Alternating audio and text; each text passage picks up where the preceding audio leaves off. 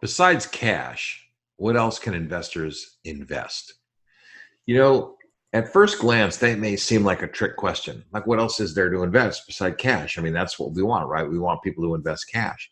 But the truth is, there are lots of other things that people can invest, and they all have value. And I can tell you that if you go with a typical, regular operating agreement, subscription platform, if you go with a regular kind of a deal, the only thing you're going to be able to ever take in is going to be cash. And when you understand what else is available to you, you're going to be surprised. So here's how this works. Number one, there are many other things. There are three big asset classes, or three big classes that can come in beside, from your investor. Let's say there's three big categories. And if you've got a two-class deal in your operating agreement, which 99% of these deals are, you're going to have the promoter shares, and you're going to have the investor shares. And the investor shares are always going to be cash. But let me just tell you, you're leaving a lot of opportunity on the table. So think about this, and then you can figure out what you want to do for next time. Here's how this works. Number one is we take in money from investors in cash. Of course we do. Cash is the fuel of business. We need the cash. But there's also assets other than cash. Now, what's an asset other than cash? Well, let's say the investor owns an apartment building. Let's just say the investor owns an apartment building. Grandma and grandpa have worked their whole life. They've got this building. Now the building's taking care of them. They're doing their estate planning. They go to their estate planning attorney, and they say to the estate planning attorney, listen, we got this great building. It's our life. It represents our life's work. It pays us some number of dollars every single month so we can live and travel and buy holiday presents for our kids and whatever. They say, look, well, we got some problems. And the problem is that we've got three kids that fight. They've got kids that fight, and nobody gets along. And we know that if we leave this building to them, that what they're going to do is they're going to sell the building, they're going to take the money, and they'll be flat broke, in a couple of years, and they will have wrecked up our plan, permanently. What else can we do? Well, you know what? That family could contribute that apartment building into your fund, and you can take that building and then you can give them shares. We actually call it our Shares for Heirs program. You can give them the shares that have the same value as the building. So now you take in the building, the heirs get the shares, so they get their preferred return, they get their monthly cash flow or quarterly cash flow payments. And at some point in time at the end of the deal, grandma and grandpa can specify what happens. You're either going to give them back their money, or you're going to roll that money into your next deal, and you're going to keep it going so that they continue to get cash flow.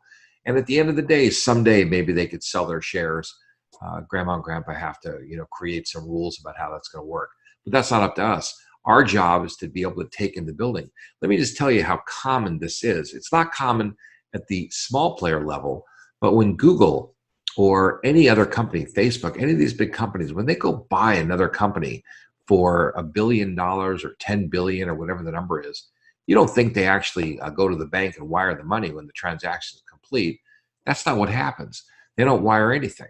They go to the stock register and they open it up and they write a stock certificate for $10 billion worth of stock. So let's say the stock's selling at $100.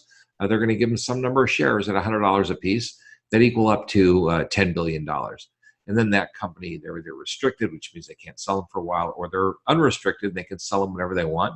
Maybe they go higher, maybe they go lower, but whatever. Now they have the certificate. And the company basically bought this other asset, whatever it was, using their own balance sheet. Well, wouldn't it be awesome for you to be able to use your own balance sheet and buy this building from grandma and grandpa who've worked hard for their whole life, that they don't want their building to go to their children? Let me promise you that there are a lot of estate attorneys who know exactly who has this problem. So if you partner with estate attorneys, building a fund with a very sophisticated structure, and there are not that many attorneys that can do it. We happen to be one of those companies that endorse that. The attorneys that we work with do build this sort of thing. So you want to do that. That's the second kind. So assets other than cash. The third major classification that somebody can contribute is services. So let's say you've got an architect. Now, I'm going to tell you that as a fund, you probably have enough money to pay the architect, no problem at all. You're probably set on that. But I personally like to pay people some of their money And then some of it I like to have them put in back into the deal, let them ride with us. So what I'll say to somebody is that they need to, let's say it's 50 grand, here's 25 grand in cash and 25 grand in these compensation shares that, that they get, basically value. So they'll eventually get their 25,000, the second half that they get, but they also get preferred. Then they're in the deal. And so they have the incentive to participate with us. You can use these shares for all kinds of things, incentives, bonuses, all kinds of things that you need to do. And it's a very cool thing. So there are lots of advantages. I do want to just tell you though, that number one, because I'm not an attorney, this is not legal advice. You have to get your legal advice from your attorney. But the second part is that there are tax consequences to all of these things. When you take in a building that has appreciation built in, there could be tax consequences to grandma and grandpa. Now, the tax code is very favorable to this sort of thing because you're contributing into an LLC, which is a partnership, and the partnership rules are very different from how you contribute into a corporation. So think about that. But a CPA or an attorney, probably a tax attorney, has to supervise these activities, and that's part of what we have here on our team, our tax attorneys that do this sort of thing with us. The second thing is that when you're doing these compensation shares for trade for services, we actually structure things in a way that defers taxes, but you also want to look into that and make sure that everybody understands exactly what's going on. So there are lots of ways to skin the cat here. There's lots of ways to structure your deal. If you're doing a very, very simple transaction, beware that you are going to outgrow some of the structures that you have in place. And if you buy something that's too simple, you're not going to be able to grow with your fund and really use the tools the way that they're designed to be used.